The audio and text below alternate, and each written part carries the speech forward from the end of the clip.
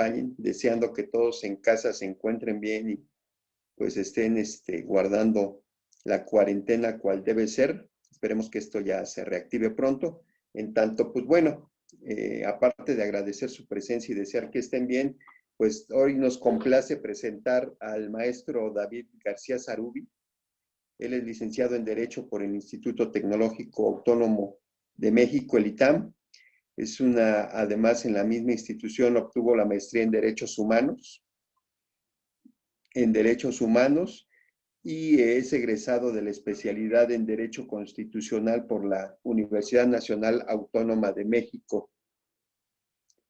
Es maestro en Derecho por la Universidad de Nueva York. Actualmente se desempeña como secretario de Estudio y Cuenta en la Suprema Corte de Justicia de la Nación, adscrito a la ponencia del ministro Alfredo Gutiérrez Ortiz Mena, y es profesor de Derecho Constitucional en el ITAM. Anteriormente ha trabajado en la ponencia del ministro Cosío Díaz, fue secretario del Tribunal Colegiado, laboró en la Comisión Federal de Competencia y cuenta con distintas publicaciones en materia de derecho constitucional.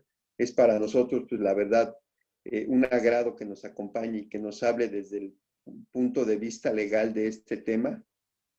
Hoy el tema de su ponencia va a ser el modelo constitucional mexicano frente a la crisis sanitaria. Creo que es un tema bastante interesante y sumamente relevante.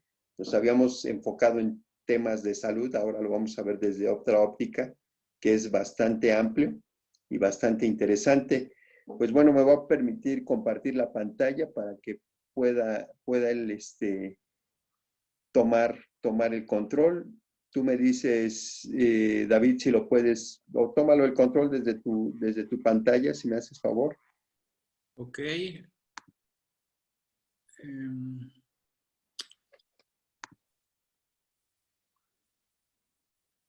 No me sale ahorita la opción. A ver. Me sale que está inhabilitado el control. Está inhabilitado. A ver, vamos a ver. Configuración de la reunión. Vamos a ver.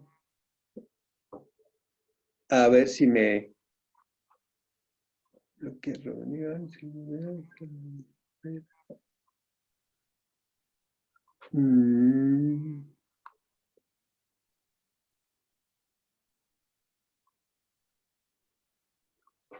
A ver si intentas, por favor, nuevamente. Ahí está, ¿verdad?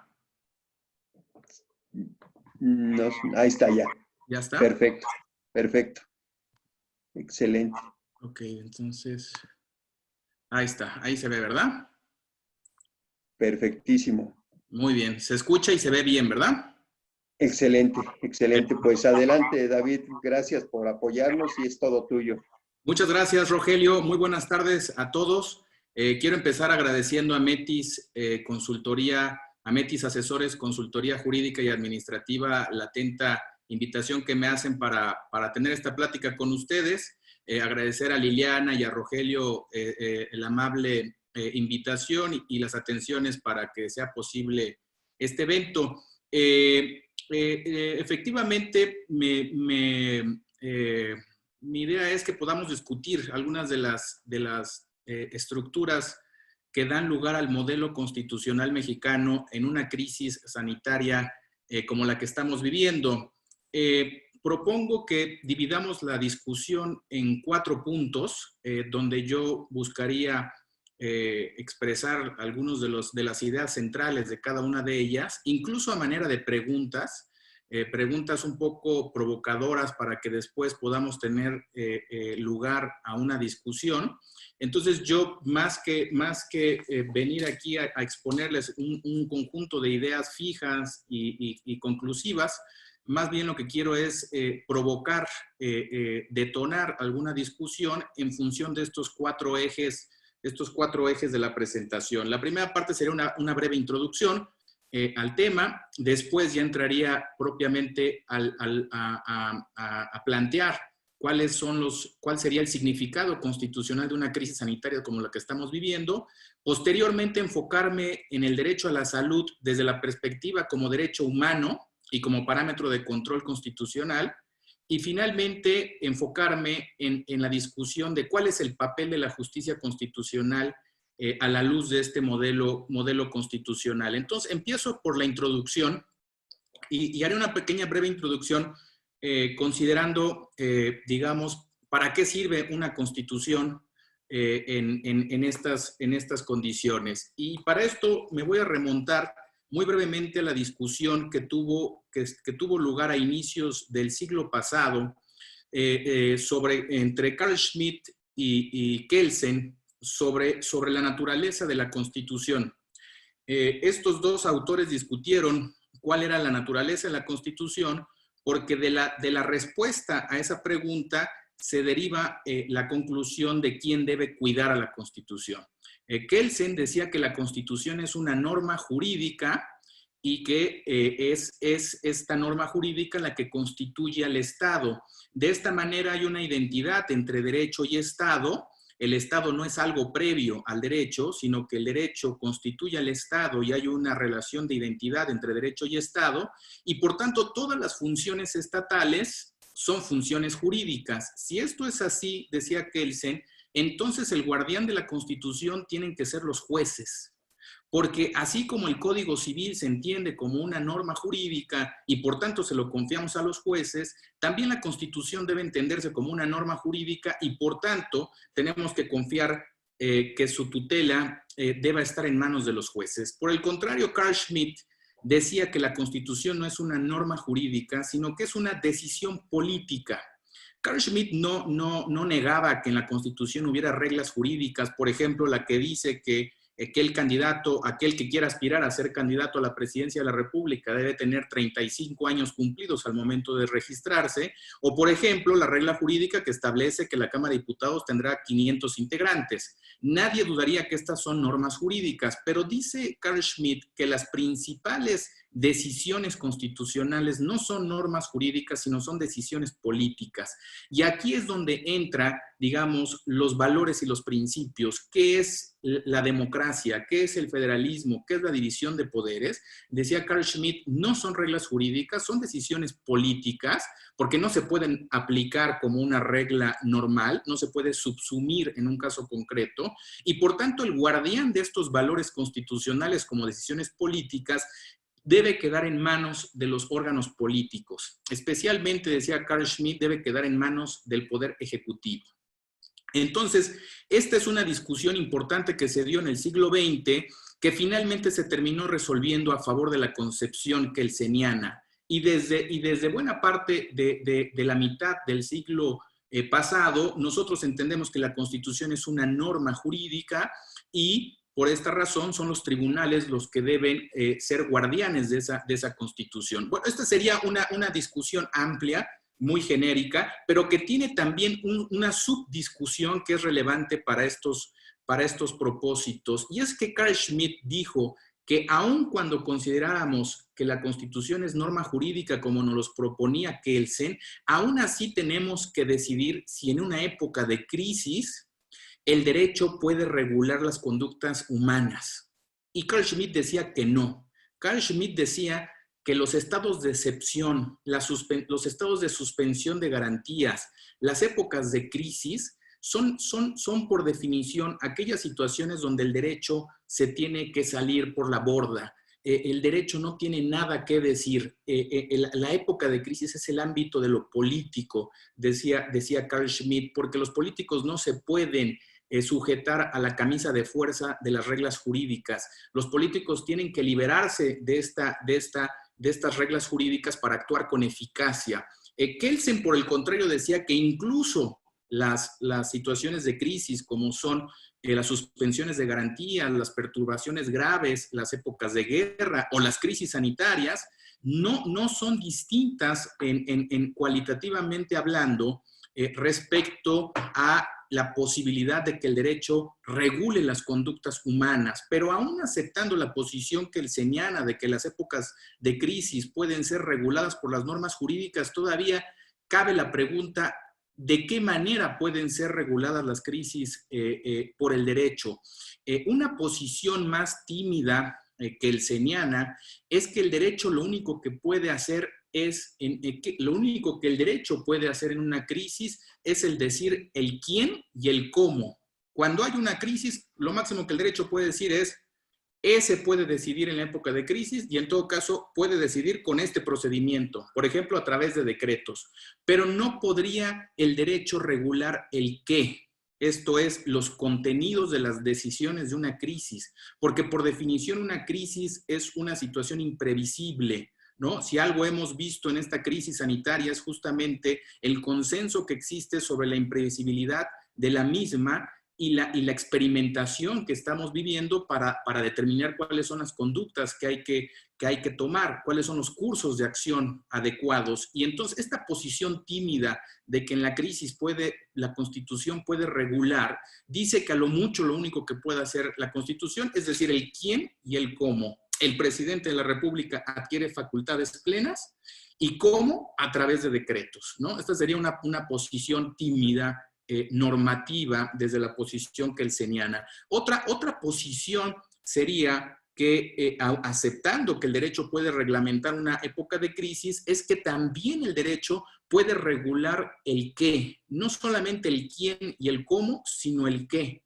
¿En qué sentido? Claramente el derecho no va a poder anticipar qué tipo de decisiones se tienen que tomar en una crisis sanitaria como la que estamos viviendo, pero sí que puede regular los límites de esas decisiones. ¿Qué no se puede decidir? Más que qué sí se puede decidir, ¿cuál es el ámbito de lo indecidible respecto a las crisis? Y aquí es donde entra el discurso de los derechos humanos. El modelo actual de democracia constitucional ha adoptado plenamente la concepción kelseniana en el entendido que la Constitución es una norma jurídica y no una decisión política, pero adicionalmente se ha aliado con la posición kelseniana para decir que en una época de crisis el derecho regula el quién, el cómo y el qué. Esto es, nos dice quién es la autoridad competente, nos establece cuáles son los procedimientos que esa autoridad debe tomar y también nos dice algo sobre el contenido de las decisiones. Claro, no nos va a decir qué decisiones se van a tomar, pero sí nos va a decir cuáles son los límites de esas decisiones. No se pueden tocar los derechos humanos, ¿no? Y aquí es importante entonces también ver una situación en nuestro sistema constitucional, y es que nuestra Constitución, que data de 1917 y es una Constitución que ya tiene más de un siglo en este sentido, no es una Constitución homogénea o que se haya mantenido estable en el tiempo. La Constitución mexicana ha sido bastante flexible, bastante dinámica, y podría yo decir que la Constitución de 1917 no se parece mucho a la Constitución que tenemos hoy en día.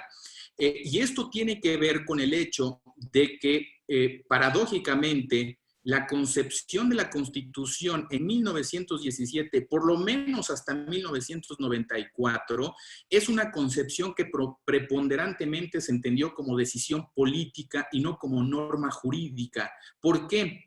Porque nosotros solo podíamos aplicar la Constitución en sede judicial, esto es, los jueces podían meterse a aplicar la Constitución solo con un subconjunto limitado de normas jurídicas que eran las garantías individuales. En un principio, incluso la jurisprudencia de la Corte decía que solo los primeros 29 artículos de la Constitución, que es donde se encuentran las garantías individuales, podían ser utilizadas como normas jurídicas y todo lo demás no. Eran decisiones políticas. Entonces no podíamos irnos a un juicio de amparo para alegar violaciones al principio federalista, al principio de división de poderes, a los principios democráticos, en suma a la parte orgánica de la Constitución que nos regula el quién y el cómo, si no era alegando una violación a una garantía individual. Por tanto, la mayor parte de la Constitución mexicana se mantuvo con una concepción política y no jurídica.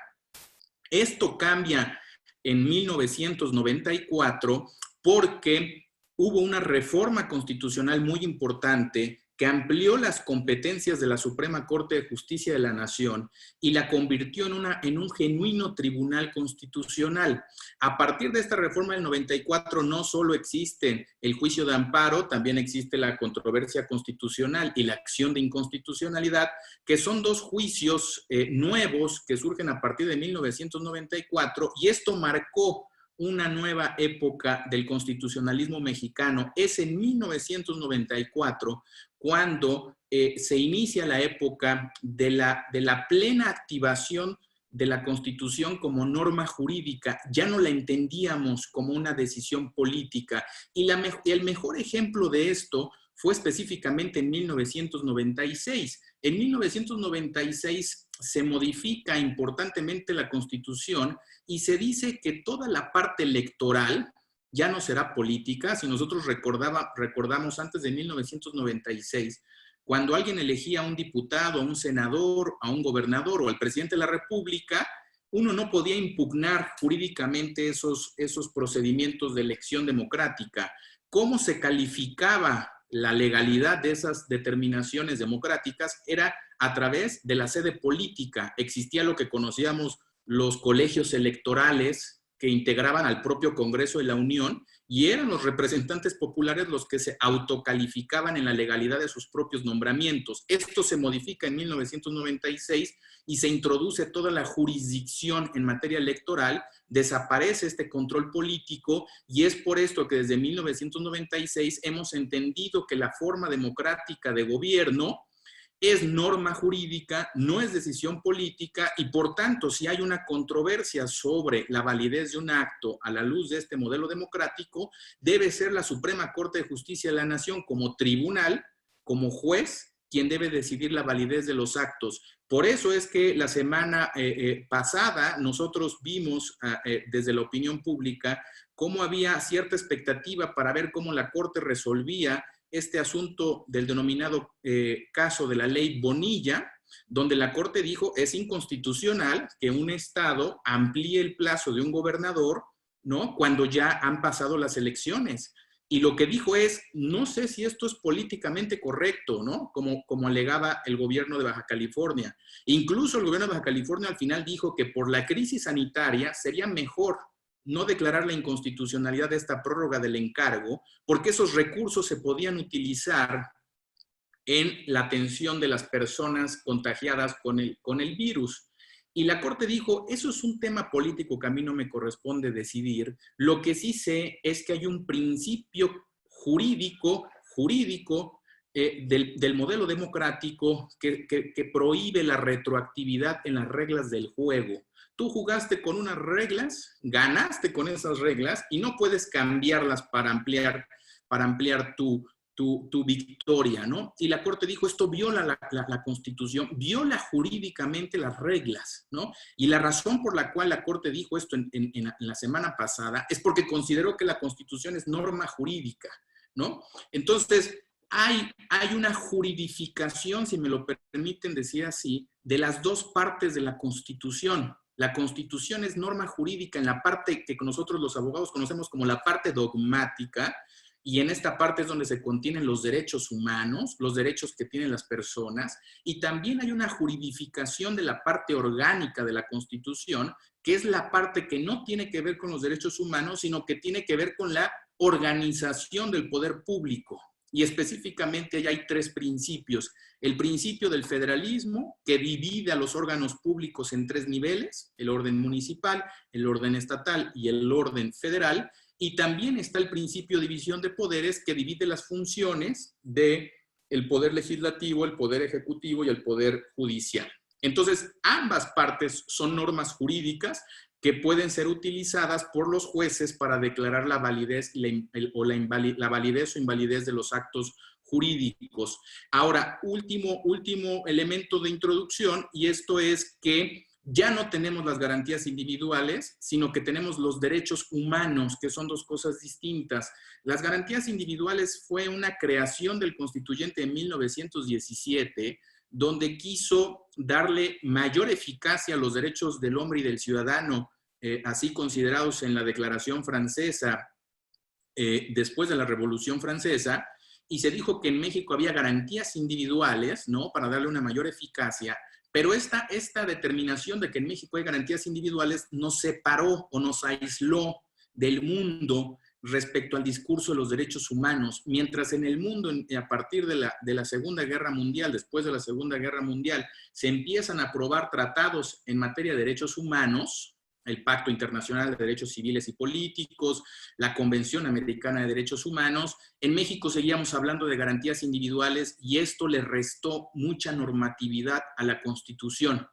En el 2011, en junio de 2011, hay una reforma constitucional que cambia la concepción de las garantías individuales por la de derechos humanos, y la Corte ha dicho, a partir de esta reforma constitucional, que los derechos humanos de fuente internacional tienen jerarquía constitucional. Si hay un derecho humano reconocido en un tratado internacional, esto por esa sola razón tiene jerarquía constitucional. ¿Y esto por qué es importante? Porque estos derechos humanos son el qué que se regula por parte del derecho en una crisis. Esto es, son los límites de las decisiones que las autoridades señaladas para tomar decisiones en una época de crisis tienen que respetar. Y vamos a ver que si tienen jerarquía constitucional, esto tiene la mayor relevancia práctica. Y aquí les traigo en unas láminas más adelante, como por ejemplo el Reglamento Sanitario Internacional de la OMC establece obligaciones en materia de derechos humanos para los estados cuando tienen que atender una situación de pandemia. Y también hay una resolución de la Comisión Interamericana de Derechos Humanos que habla sobre la obligación de los estados, parte de la OEA, o del sistema interamericano, del cual forma parte México, de respetar estos derechos humanos. Entonces, ¿qué tenemos en el 2020 en esta crisis sanitaria? Una concepción juridificada con una gran densidad normativa de la Constitución que se utiliza como parámetro de validez. Si Carl Schmitt viviera en estos momentos, creo que diría que esta es la pesadilla de su debate con Kelsen, porque lo que tenemos es una Constitución totalmente juridificada, una Constitución vista como norma jurídica que es utilizada por los jueces para evaluar la regularidad de los actos. E insisto, vean ustedes, la semana pasada, en plena crisis, la Suprema Corte de Justicia de la Nación declaró inconstitucional una constitución local del Estado de Baja California por violar una norma jurídica importante como es el modelo democrático. ¿Cuál es el mito? ¿Cuál es el mito por detrás de este modelo juridificado de la Constitución que se confía a los jueces? Es el mito de Ulises y las sirenas, y si me permiten decirlo muy brevemente, es el mito de Ulises y las sirenas. ¿Por qué tenemos una constitución confiada a los jueces? Porque queremos que la sociedad no escuche el canto de las sirenas. ¿En qué sentido? Dice la teoría constitucional. Todos sabemos que la Odisea cuenta la historia de Ulises en su viaje de regreso de la guerra de Troya para regresar a Ítaca, de donde es rey.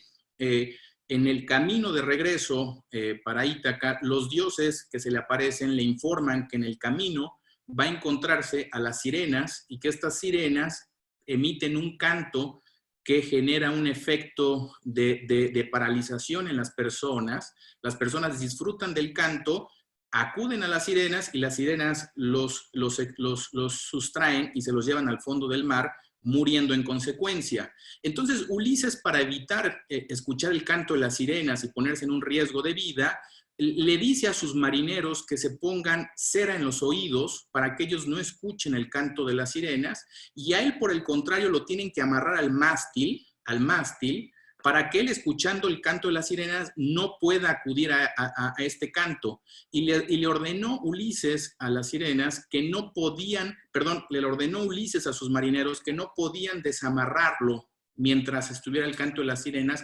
aunque Ulises les diera la orden, aunque Ulises los amenazara, aunque Ulises, con los términos más enérgicos, diera la instrucción de desatarlo, no podían hacerlo. De esta manera pasan por el canto de las sirenas tratan de atraer a Ulises, y como lo ven aquí en la lámina, en una pintura famosa, clásica, que retrata este pasaje de la Odisea, Ulises está escuchando el canto de las sirenas, está luchando por desatarse, ¿no? Y al final logra pasar sano y llegar a Ítaca. Se supone que el mito fundador del constitucionalismo, desde la concepción kelseniana como norma jurídica, recoge esta idea de Ulises y las sirenas, porque las constituciones serían esas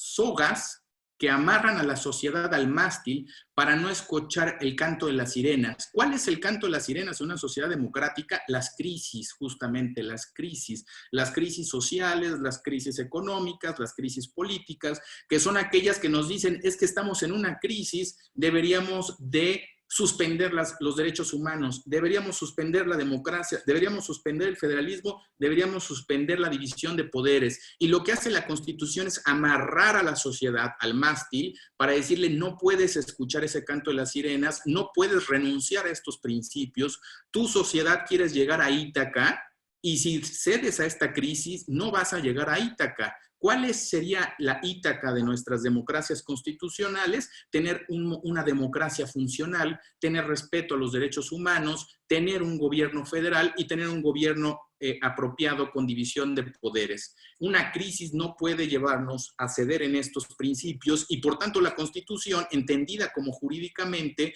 es aquella que le confiamos a los jueces para que la amarren al mástil, ¿no? Por eso es una concepción jurídica y no es una concepción política de la Constitución, y este es el mito fundante. Para los que no son abogados, diría básicamente que la jurisprudencia es lo que emiten los jueces cuando interpretan la Constitución. Si nosotros queremos saber cómo leen los jueces la Constitución, tenemos que ver la jurisprudencia. Y aquí les traigo unos rubros de la jurisprudencia de la Suprema Corte, vinculante para todos, que recoge las ideas que acabo de decir. La Constitución, su concepción como norma jurídica, dice la Corte. Dignidad humana, fíjense qué cosa más interesante en esta jurisprudencia vinculante de la Corte, constituye una norma jurídica que consagra un derecho fundamental a favor de las personas y no una simple declaración ética, ¿no? ¿Qué más kelseniano en oposición a schmittiano que esta tesis que dice que la dignidad humana no es un postulado ético, es una norma jurídica? Y esta última, la parte orgánica de la Constitución, es apta para invocarse como parámetro de control en el juicio de amparo. Entonces, esto recoge esta idea. Paso al segundo apartado muy rápidamente, que sería el significado de la crisis sanitaria. ¿Qué estamos viviendo en términos constitucionales, en términos médicos?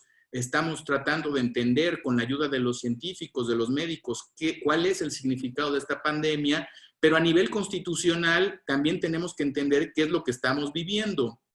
Mi primera conclusión, digamos, en esta parte, es que no estamos viviendo una suspensión de garantías. Hay un procedimiento muy específico en la Constitución, en el artículo 29, donde se establece cómo se debe suspender las garantías. ¿Por qué es importante una suspensión de garantías? Porque esta es la concepción más tímida kelseniana que existe sobre la respuesta que el derecho puede dar en una crisis. Cuando hay una suspensión de garantías, lo que tenemos es que la Constitución nos dice quién y cómo. El presidente de la República con decretos puede hacer lo que sea necesario para combatir la causa que dio lugar a la suspensión de garantías. Pero se llama suspensión de garantías porque la Constitución renuncia a regular el qué, ¿no? Relativamente, porque hay unas excepciones de unos derechos que no se pueden suspender. Pero digamos, en términos generales, lo que dice la Constitución es renuncio al qué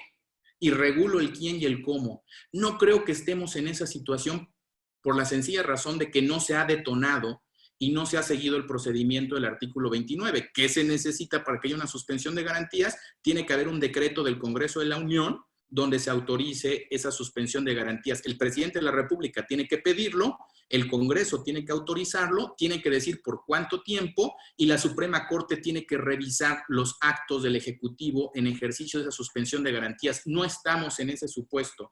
Entonces, si no estamos en la situación de una suspensión de garantías, entonces, ¿dónde estamos?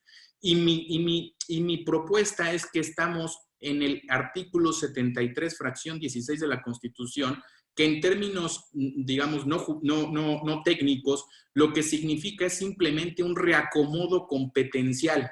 Es simplemente un reacomodo competencial. ¿Por qué? Porque lo que establece esta situación de garantías es que momentáneamente vamos a renunciar a las competencias del federalismo en favor de una cierta centralización.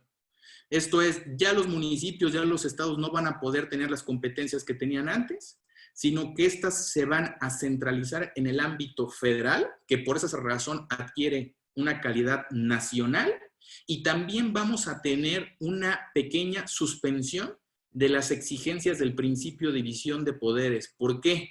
Porque el Poder Ejecutivo va a tomar medidas que implican normas generales, abstractas, impersonales, como si fuera el Congreso de la Unión. Entonces lo que tenemos es un reacomodo en la parte orgánica de la Constitución. Un reacomodo quiere decir esto en los procesos de tomas de decisión, donde el federalismo se limita momentáneamente y el principio de división de poderes también se limita. Pero no hay un reacomodo en la parte dogmática de la Constitución. Por eso no es una suspensión de garantías. Es decir, los derechos humanos, con toda su densidad normativa, esto es, todos los derechos humanos reconocidos en la Constitución y en los tratados internacionales, siguen rigiendo el qué de las decisiones que se han reacomodado con motivo de esta emergencia sanitaria. Ahora, aquí está el punto, porque si bien la Constitución dice que hay una centralización de la toma de decisiones en el ámbito del federalismo en favor del gobierno federal y que también hay un matiz del principio de división de poderes porque el Poder Ejecutivo puede tomar medidas generales, la Constitución, en el mismo ánimo de Ulises y las Sirenas, desconfía del presidente de la República para que tome las mejores decisiones. Hay una sospecha de que en esta época de crisis podemos nosotros ceder al canto de las sirenas y cometamos errores y no podamos llegar a Ítaca. El presidente de la República adquiere facultades extraordinarias, que no de suspensión de garantías, pero la Constitución le pone un contrapeso técnico, que es el Consejo de Salubridad. El artículo 73, fracción 16 de la Constitución, se establece que en una situación de crisis sanitaria, el presidente de la República tendrá a su cargo el Consejo de Salubridad, pero aquí está el punto, él no integra el Consejo de Salubridad. Y el Consejo de Salubridad es el que tiene que aprobar las medidas generales aplicables para todo el país. Entonces, si ustedes ven, ¿y cómo se integra este Consejo de Salubridad? Dice la Ley General de Salud y su reglamento, se integra con parte del gabinete, pero sobre todo se integra con técnicos, con especialistas, con médicos. Y son estos técnicos de una manera deliberada, de una manera deliberativa, de una manera colegiada, que tienen que tomar las decisiones. Y esto es un contrapeso al presidente. Claro, el presidente tiene a su cargo el Consejo de Salubridad, pero constitucionalmente el presidente no puede tomar las decisiones por sí mismo. Tiene que tener el aval del Consejo de Salubridad. Y esto es una desconfianza hacia la política que nos recuerda el debate Carl Schmitt-Kelsen de que la Constitución todavía quiere garantizar que no cedamos al canto de las sirenas en una época de crisis y por tanto le pone este Consejo de Salubridad. Entonces, fíjense cómo la sombra del debate Carl Schmitt-Kelsen sigue todavía en esta época de crisis. Aquí no se los voy a leer, simplemente lo quería traer como ilustración. Está el artículo 29, donde está el procedimiento de suspensión de garantías, y está también el artículo 73, fracción 16 de la Constitución, donde simplemente tampoco lo quiero leer para no consumir más minutos, pero fíjense cómo dice el Consejo de Salubridad dependerá directamente del presidente de la República sin intervención de ninguna Secretaría de Estado y sus disposiciones generales serán obligatorias en el país. Entonces, la facultad, es decir, el quién y el cómo, sí es a favor del Ejecutivo, pero con un matiz. El Consejo de Salubridad necesariamente tiene que tomar las medidas, ¿no? Y este es un contrapeso importante al presidente de la República, es una contestación kelseniana a la visión schmittiana de que aún en una época de crisis tiene que haber procedimientos jurídicos que nos permitan resguardarnos de las tentaciones de escuchar a las sirenas en una época de crisis. Muy rápidamente también hay dos instrumentos internacionales que también limitan a los órganos decisores en el qué, y estos tienen que tomarse en cuenta, por tanto, porque si no serían inconstitucionales, dado que, como habíamos dicho, el discurso de los derechos humanos a nivel internacional se constitucionaliza, se convierte en norma jurídica y por tanto los jueces pueden declarar la invalidez de los actos si estos van en contra de alguno de estos instrumentos internacionales que por razón de su contenido se convierten en norma constitucional. Uno de ellos es el Reglamento Sanitario Internacional de la OMC. Todos sabemos que la Organización Mundial de la Salud es un órgano internacional que depende de la ONU, del cual México es parte, ¿no? Al haber ratificado la Constitución de la OMC, y se establece que con motivo de la pertenencia a la OMC, el Reglamento Sanitario Internacional, última vez reformado en el 2005, es vinculante para todos los estados. Se ha criticado mucho este Reglamento Sanitario Internacional en esta crisis porque no le da dientes a la OMC.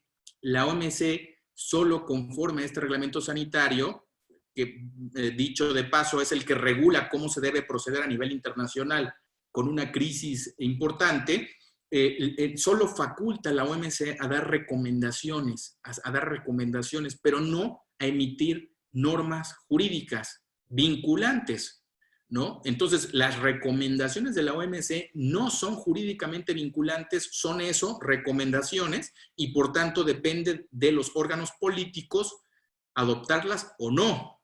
Pero y esto ha sido criticado en los últimos días porque se ha señalado que debería ser la OMC la que tome medidas vinculantes para los estados como normas jurídicas. Pero bueno, dejando a un lado esta crítica, lo que sí quiero rescatar del Reglamento Sanitario Internacional es que donde sí se establece una obligación jurídica es donde dice que cualquier respuesta que den los estados a una situación de pandemia siempre tienen que respetar los derechos humanos. Entonces, quiere decir que a nivel internacional está cancelada la posibilidad de suspender garantías en una situación de pandemia.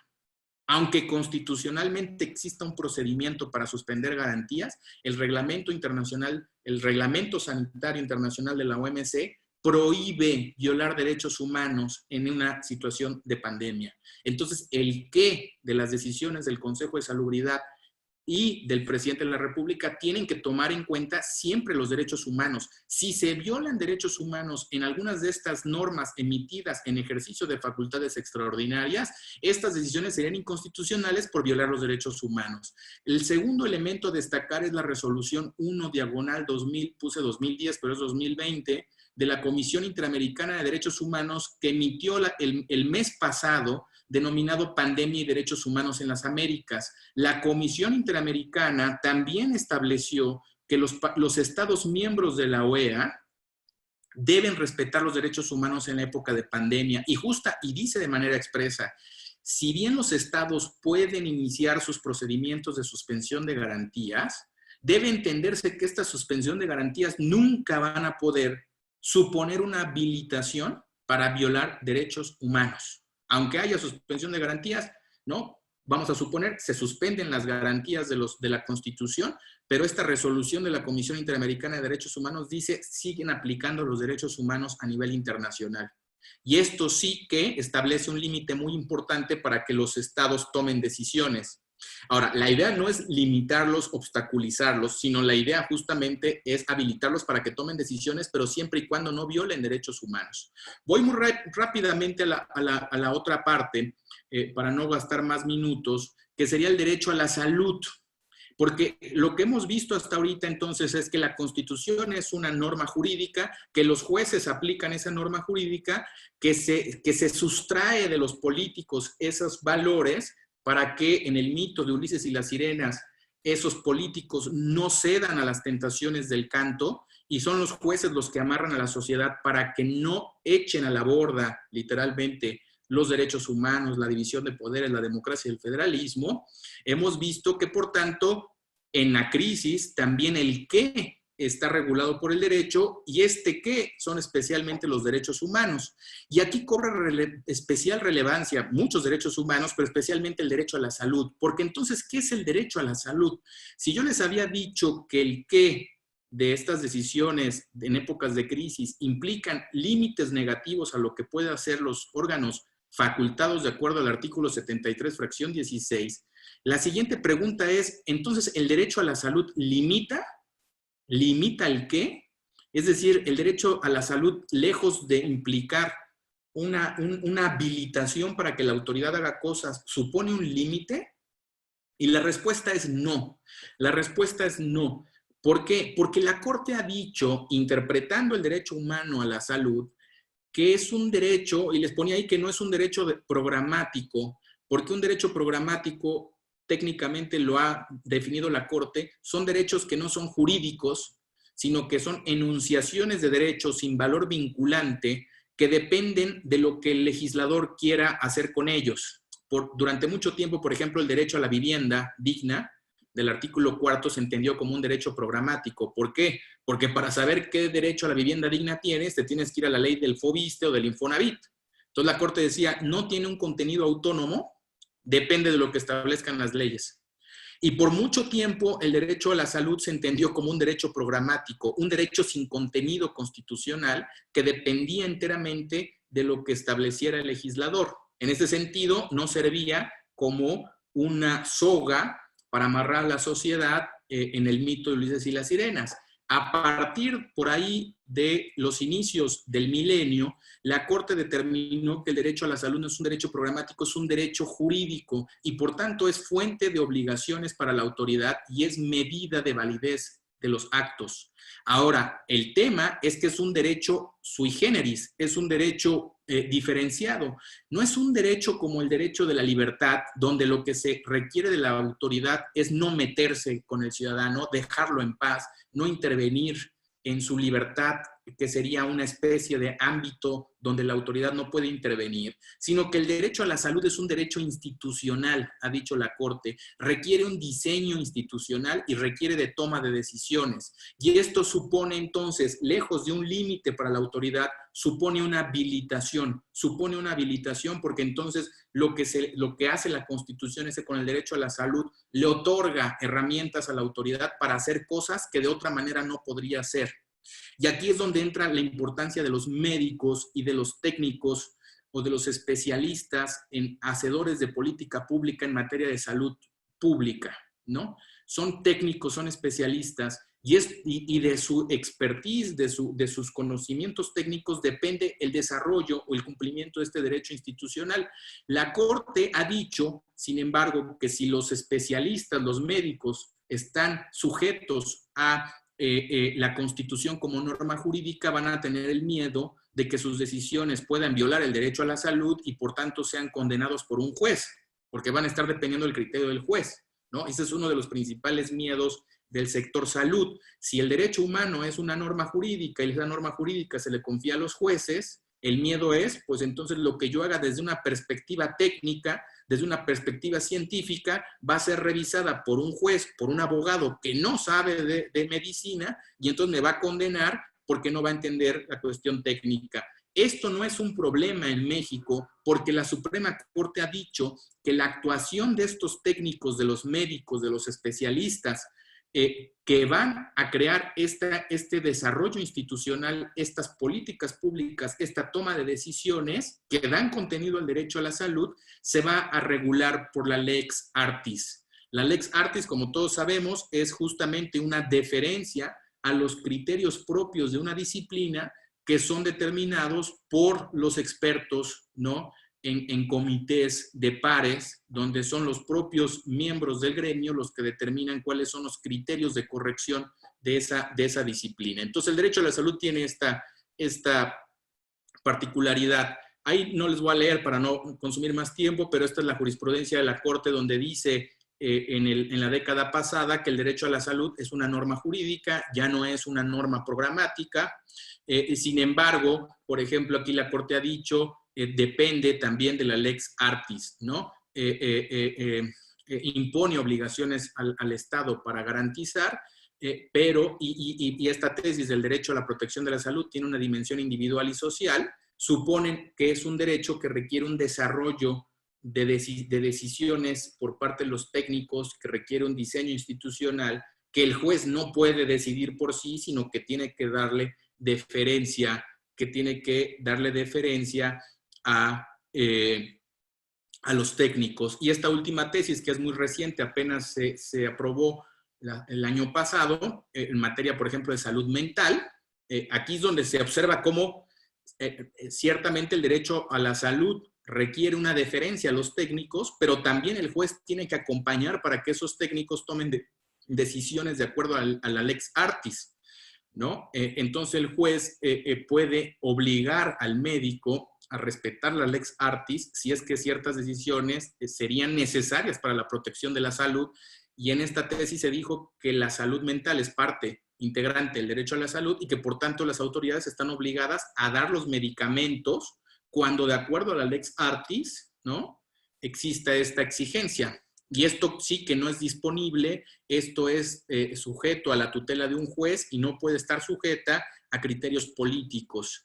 Entonces, aquí hay otra tesis, la lex artis y la deferencia a la racionalidad técnica de los expertos y hacedores de política pública en materia de salud, está aquí en esta tesis de la Corte, donde la Corte dice los médicos, los especialistas son responsables constitucionalmente de sus actos, pero siempre a la luz de la lex artis ad hoc que se va a establecer a partir de su propio gremio, de su propia racionalidad. Finalmente, el último punto es cuál es el papel de la justicia constitucional en esta materia, y no quiero consumir ya más puntos, entonces más minutos, lo voy a decir de manera muy rápida para dar lugar a la discusión. Es que el papel de la justicia constitucional es justamente garantizar todo el modelo anterior, garantizar todo el modelo del anterior. Si no estamos en una suspensión de garantías y si tenemos una constitución que se debe entender como norma jurídica, por tanto los jueces, que son los que integran la justicia constitucional, deben de estar abiertos en sus puertas para recibir las demandas y analizar la validez de los actos del Consejo de Salubridad y del Secretario de Salud, que también tiene facultades de acuerdo al artículo 73, fracción 16, y del Presidente de la República. Claro, los jueces van a decir que hubo un reacomodo competencial y que el Presidente de la República adquirió competencias extraordinarias, igual que el Consejo de Salubridad, y por tanto los municipios y los estados vieron desactivadas sus competencias. También los jueces van a decir que de acuerdo a esta situación de emergencia sanitaria, el principio de división de poderes se ha matizado y por tanto el Consejo de Salubridad puede emitir normas generales, abstractas, impersonales, que no están sujetos a la reserva de ley, ni a la subordinación jerárquica de la ley, sino que son normas autónomas a las leyes. Eso van a decir los jueces, pero lo que van a decir los jueces es, sí, pero no están suspendidos los derechos humanos. Los derechos humanos van a servir como criterio de validez jurídico de los actos de estas autoridades. Entonces, la Constitución en esta época de crisis regula el quién, regula el cómo y regula el qué, ¿no? En estos sentidos. Y les quiero traer nada más 30 segundos más estos dos casos de la Suprema Corte de Estados Unidos, que no la mexicana, sino de Estados Unidos, porque son casos emblemáticos que han servido como inspiración en esta época, según he visto discusiones sobre cuál es el papel de los jueces en una crisis sanitaria. Se los digo muy rápidamente. El primer caso es el caso de Wong Wine versus Williamson, resuelto en 1900. Este caso sí no fue resuelto por la Suprema Corte de Estados Unidos, fue resuelto por un tribunal de circuito en el estado de California, específicamente en la ciudad de San Francisco. ¿Qué pasó en 1900 en San Francisco? Una plaga bubónica importante que generó muchos muertos en este año. Entonces, se registra el primer caso de esta peste bubónica, y el primer caso fue de una persona de origen chino, que dio positivo, que se le hicieron los análisis y ahí se descubrió que había un brote de peste bubónica, y esta persona de origen chino provenía del Chinatown o del barrio chino de San Francisco. Se da un segundo caso, se da un tercer caso, se da un cuarto caso, y todos los casos de positivo que dieron al inicio eran personas de origen chino que tenían en común venir del Chinatown. Con motivo de esta emergencia sanitaria se reúne la autoridad de la ciudad de San Francisco y determinan una cuarentena. Solo que esta cuarentena era bastante particular porque la cuarentena establecía que todo el Chinatown iba a estar sujeto a la cuarentena y solo el Chinatown. Y entonces en el decreto que se emitió se delinea geográficamente el ámbito de la cuarentena y se limita al Chinatown. Entonces se prohibió a todas las personas del Chinatown salir, pero los barrios que estaban aledaños, no importar que nada más era cruzar la calle, no estaban sujetos a la cuarentena. Entonces, en la ciudad de San Francisco mandó a policías para resguardar todo el Chinatown y las personas de Chinatown no podían salir, no podían entrar y no podían salir. Entonces, incluso el caso tiene algún valor anecdótico porque uno de los habitantes del Chinatown logró escaparse, ¿no? Logró fugarse de los policías y al primer lugar al que fue a un juzgado de distrito a pedir la protección constitucional contra este decreto. Entonces, el juez que resolvió dijo, a ver, espérame, esto es una cuarentena, ¿hay una situación de emergencia? Sí, perfecto. Entonces se reacomodan las competencias de las autoridades para abordar esa crisis, pero no se han suspendido los derechos humanos. Y entonces, lo que yo veo de esta cuarentena es que tiene un prejuicio racial, porque está pensando que el virus, que la plaga, está asociado con la raza, con el origen étnico. Entonces dijo, y en la sentencia es famosa porque la sentencia dice, hay dudas de si el gobierno de San Francisco quería combatir la peste bubónica o más bien quería combatir a los chinos. Entonces declaró inconstitucional el decreto y se dio una gran discusión porque acusaron al juez de que él estaba provocando muertes con su decisión, que era una irresponsabilidad que se ponía enfrente de las autoridades para evitar que éstas resolvieran una situación de emergencia, porque declaró inconstitucional este decreto. Se fueron a un tribunal de circuito y el tribunal de circuito confirmó la sentencia, se declaró inconstitucional y posteriormente, lejos de ser esto malo para la población, fue mejor, porque entonces las autoridades de la ciudad de San Francisco tuvieron que otra vez considerar la plaga y cómo hacerle frente, pero sin considerar la discriminación racial.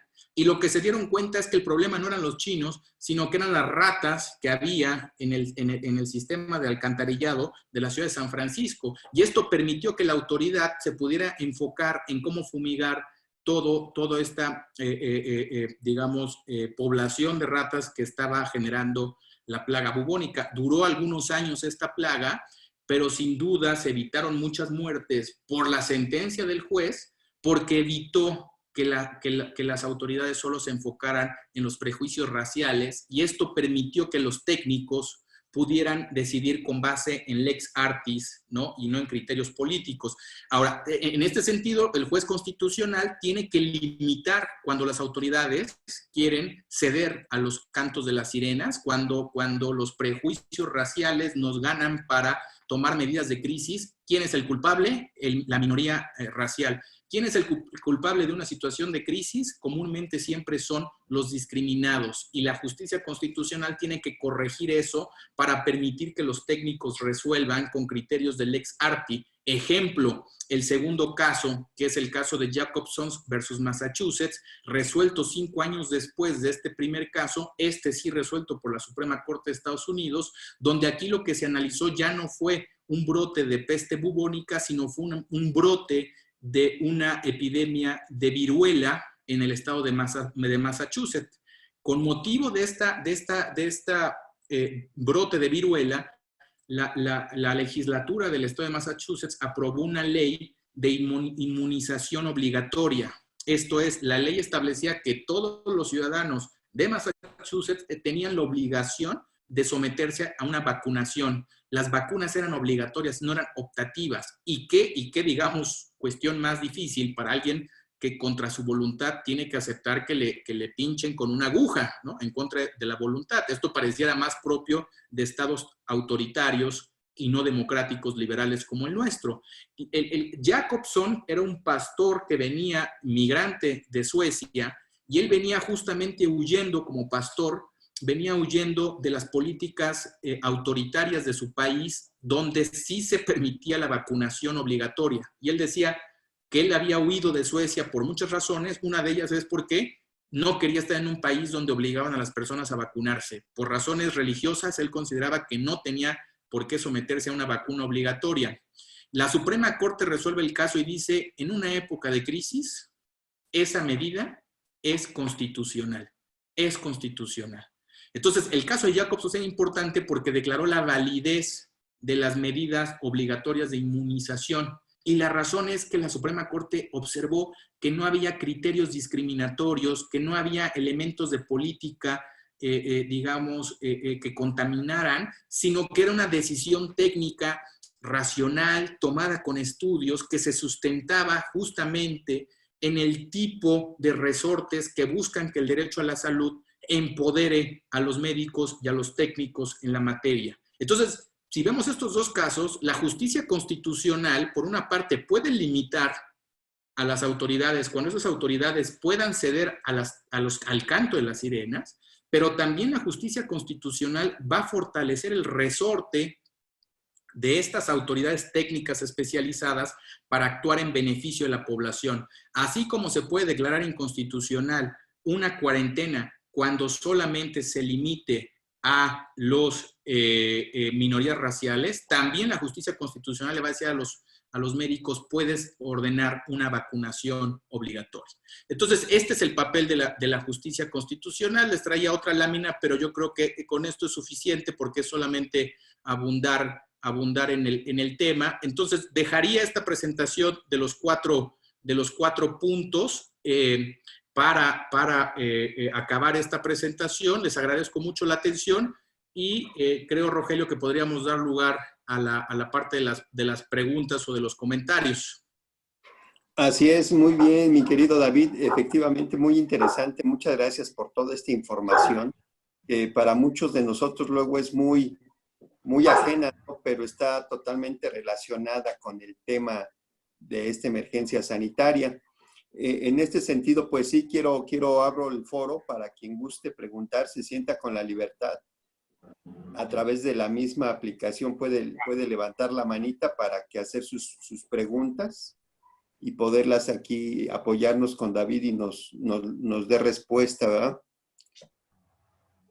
Mira, aquí hay una pregunta que nos las hace Alberto.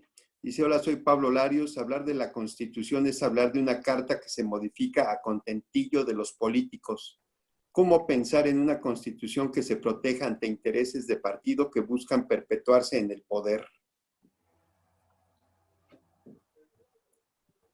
A ver, es una buena pregunta y justamente es el debate Carl Schmitt-Kelsen. Entender a la Constitución en términos políticos es entender que la Constitución está, digamos, expuesta a los intereses políticos y no es jurídico. Claro. Y aquí hay que distinguir dos cosas. Una cosa es la reforma a la Constitución a través de las vías democráticas, ¿no? Esto yo no lo veo mal porque justamente la razón por la cual la Constitución requiere de un procedimiento agravado para modificarse es un poco la idea de Ulises y las sirenas, es no hay que dejar que la Constitución sea modificada por una mayoría ordinaria. Se requieren 2/3 partes del Congreso de la Unión y se requiere la mayoría de los estados. Esto quiere decir que para modificar la Constitución se requiere una mayoría agravada. Una mayoría agravada. ¿Para qué? Para que las simples mayorías no puedan modificar la Constitución. Y esto da a la Constitución una característica que se le conoce de rigidez o de intangibilidad. La Constitución es rígida porque no es modificable por los procesos políticos. Esto por una parte. Por la otra parte es que la Constitución es norma jurídica y se le encarga a los jueces. Y esto sí que los libera a los contenidos constitucionales de la disposición política. Una vez más, el ejemplo de la ley del caso Bonilla, ¿no? Sí. Podría citar muchos casos más, pero creo que ayuda a este caso porque se resolvió recientemente y estuvo en la opinión pública, y ahí es donde pasó. Hay una gran mayoría ahorita en términos políticos en el país, integrando los órganos legislativos y ejecutivos, unas mayorías que no habíamos visto previamente, y estas mayorías amplias modifican la Constitución local de Baja California para burlar un contenido constitucional y llegó la Suprema Corte y lo declaró inconstitucional, porque esto no está disponible para los órganos políticos, es una norma jurídica, pero hay que saber distinguir cuándo esa norma jurídica ya existe en la Constitución y también hay que saber distinguir los procesos de reforma constitucional que se hacen a través de procesos agravados y que no me parecen incorrectos, son justamente parte de la democracia. Tenemos una tendencia a lo mejor poco conveniente a modificar la Constitución cada vez que se reúnen estas mayorías agravadas, cierto, y esto puede ser dañino, cierto, pero los pilares fundamentales de la Constitución, estos que protegen a Ulises de no escuchar el canto de las sirenas, están desde 1917, ¿eh? Los derechos humanos, que antes eran garantías individuales, el principio democrático, sí, claro, el principio de división de poderes y el principio del federalismo se mantienen ahí de manera constante. excelente. Muchas gracias, David. Mira, aquí el participante Gianni nos pregunta, ¿es correcto que el actual subsecretario de Prevención y Promoción de la Salud sea quien tome la dirección de las políticas sanitarias en esta emergencia sanitaria? ¿No cree usted que debe ser el secretario de Salud con fundamento en la Ley Orgánica de la Administración Pública Federal? Y la pregunta concreta sería, ¿cómo se puede calificar la actuación del Consejo de Salubridad General en estos momentos de emergencia sanitaria? A juicio del exministro Cosío, la actuación es deficiente. ¿Coincide usted con él? A ver, sí, aquí hay varias cosas. Y una cosa es que la ley efectivamente autoriza al subsecretario de Salud a tomar ciertas decisiones en delegación de poderes del secretario de Salud. Sin embargo, el artículo 73, fracción 16 de la Constitución establece que tiene que ser el secretario de Salud el que tome las medidas preventivas. Aquí hay y esto es si las facultades constitucionales que tiene el secretario de Salud con motivo del 73, fracción 16, inciso B, se pueden delegar vía legislativa a un subsecretario. Aquí está dividido, hasta lo que he escuchado en el foro, está dividido en que unos dicen que sí y otros dicen que no, ¿no? Una de las razones para decir que no es que esta no es una competencia ordinaria, es una facultad extraordinaria que constitucionalmente se le otorgó al secretario de Salud y no debemos de olvidar que la Constitución rara vez se refiere a un secretario de Estado. Esta es una de las muy rarísimas veces donde la Constitución dice el secretario tal es el que está facultado para tal cosa. Entonces, me parece que hay buenas razones para pensar que el subsecretario de Salud no tiene facultades para tomar las medidas si no son suscritas por el secretario de Salud. Y esto podría ser un vicio de invalidez. A ver, también he escuchado discusiones de que hay secretarios de Estado que están emitiendo ciertos decretos con motivo de la emergencia y estos podrían ser declarados inconstitucionales justamente por incompetencia, porque la Constitución, insisto, lo que hace en una etapa de emergencia sanitaria es generar un reacomodo de competencias para nacionalizar ciertas decisiones, centralizarlas, y esto es en el Ejecutivo y en el Secretario de Salud, con vigilancia del Consejo de Salubridad. Coincido en que el Consejo de Salubridad no ha tenido el desempeño que constitucionalmente se espera de él, porque el diseño de la Constitución, desde 1917 que se estableció la figura del Consejo de Salubridad, la idea es que este Consejo de Salubridad estuviera permanentemente activado en una emergencia sanitaria y sea el que tome las medidas generales, es el que debe tomar las medidas generales. Entonces, parece que lo que hemos visto en los últimos días es que el Consejo de Salubridad está más bien intermitente. Emitió la declaratoria de emergencia sanitaria, ha tomado algunas medidas, pero parece que el que está tomando todas las medidas es el secretario de Salud y el presidente de la República. Aquí vamos a esperar los casos que lleguen a los jueces para ver si ellos nos van a decir que debe interpretarse que el Consejo de Salubridad es el facultado para tomar las normas generales que atiendan a la emergencia sanitaria y solo el secretario de Salud es el que debe ejecutar a un nivel de detalle estas medidas. Entonces sí creo que hay elementos para poder decir que el Consejo de Salubridad no ha estado totalmente a la altura de su responsabilidad constitucional. Ok, perfecto. Aquí nuestra participante Mafe pregunta, profesor, buenas tardes. Me gustaría saber cuál es su punto de vista respecto a la posición que deben tener los grupos vulnerables en las políticas que adopten las autoridades. ¿Cómo pueden las autoridades fomentar que no se violen otros derechos humanos, como la no discriminación, por ejemplo, de las personas LGBT o los enfermos de VIH? Sí, esa es una muy buena pregunta porque creo que esa es la principal responsabilidad constitucional de los jueces, de la justicia constitucional. Por eso les traía el caso de Estados Unidos sobre San Francisco y el Chinatown. ¿Por qué? Porque en situaciones de emergencia sanitaria, como cualquier emergencia, hay tentaciones para echarle la culpa a las minorías, ¿no? En cualquier emergencia, pensemos la emergencia de seguridad pública en Estados Unidos con motivo del 11 de septiembre, generó que haya una tentación de echarle la culpa a minorías raciales y se les tenga un cierto miedo. En Europa, por ejemplo, hay también ciertas políticas o ciertas tentaciones de criminalizar a los migrantes, echándoles la culpa de las crisis económicas. Entonces, en México esto desgraciadamente no es la excepción. En México también hay minorías vulnerables que pueden ser, digamos, afectadas en época de pandemia, y la justicia constitucional tiene que protegerlos. Esto con independencia que en el artículo 4 se haya constitucionalizado ciertos programas sociales. Este es un contenido jurídicamente válido, pero tiene que compatibilizarse con la protección de los derechos de minorías que están en el 5º párrafo del artículo 1 de la Constitución. Pues ahí se establece que hay ciertas minorías vulnerables que la justicia constitucional tiene que proteger, y les pongo un ejemplo que se resolvió el año pasado en la Suprema Corte. De acuerdo a una NOM y la Ley General de Salud, se establece que todos los integrantes del Sistema Nacional de Salud deben de prestar el servicio médico del aborto cuando haya un riesgo de vida de la madre. Entonces, limita el aborto solamente cuando haya un peligro de vida de la madre. Solo si hay un peligro real de vida de la madre, se puede dar el aborto. El caso lo lleva a la corte una mujer que tenía un embarazo de alto riesgo, pero no ponía en peligro su vida. Ponía en peligro su salud, pero no su vida. El IMSS le niega el servicio de aborto.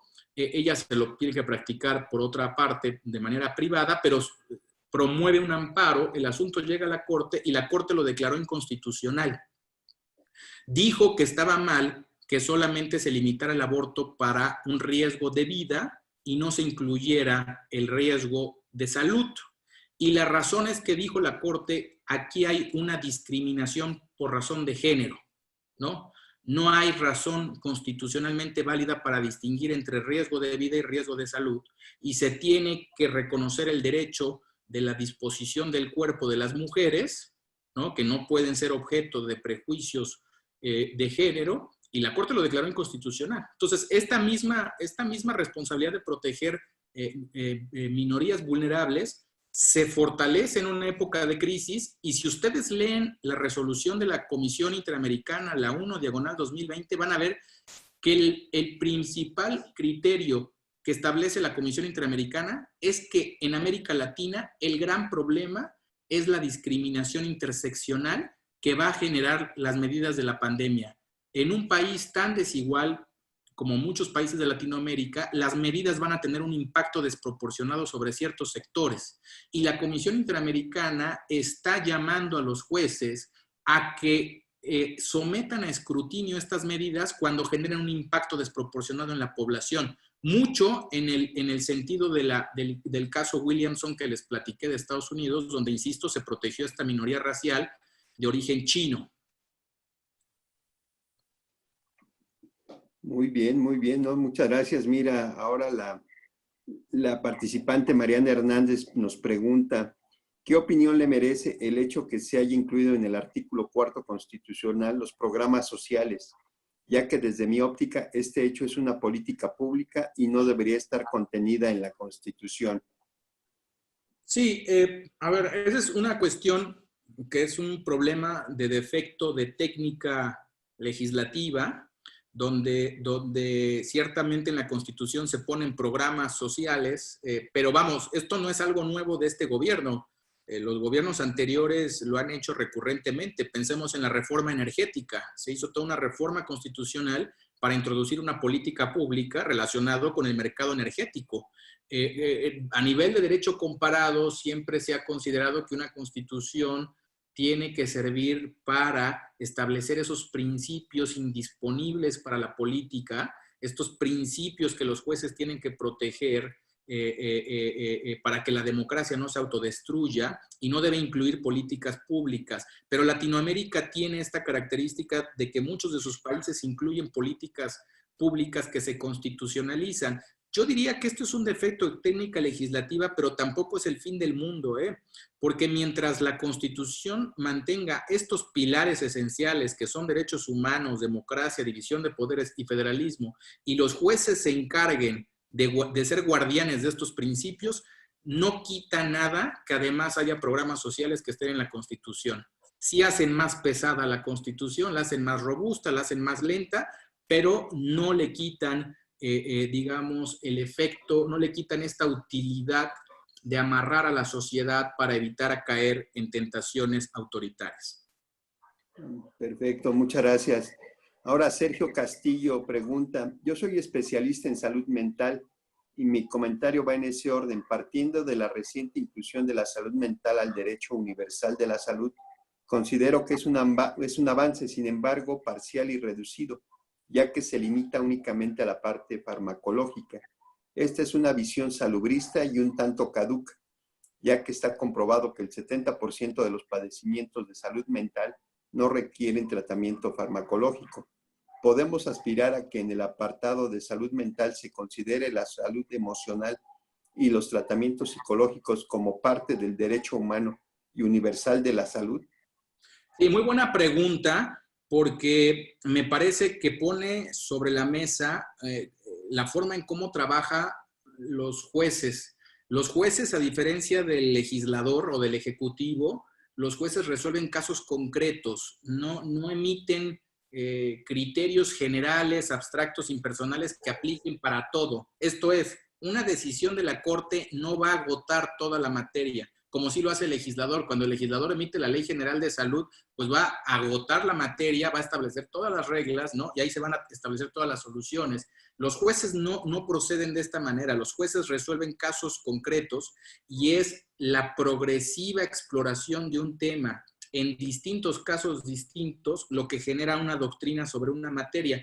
Este caso en la segunda sala de la salud mental fue un caso concreto donde lo que se discutía es si el derecho a la salud incluía la salud mental y si esa salud mental llegaba al grado de exigir de las autoridades la proporción de medicamentos. Esta es la pregunta muy concreta que se hizo. ¿Por qué? Porque el caso concreto derivó de un paciente que fue diagnosticado con cierta situación y esa condición requería ciertos medicamentos. ¿De acuerdo a qué? A la Lex Artis, que eran los propios médicos. Sin embargo, las autoridades se negaron a otorgar estas medicinas porque no estaban dentro del cuadro básico de medicamentos. La Corte dijo que no se podía limitar las medicinas a una decisión de política como es la del cuadro básico, sino que si formaba parte del derecho a la salud tenía que ser obligatorio. Esto quiere decir entonces que no incluye tratamiento psicológico.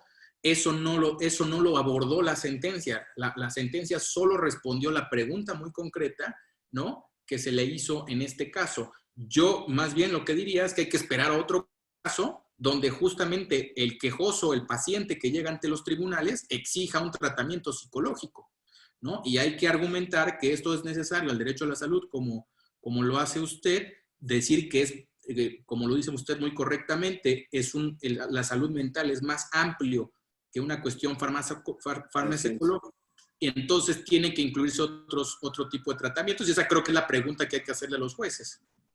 Muy bien, ¿no? Excelente.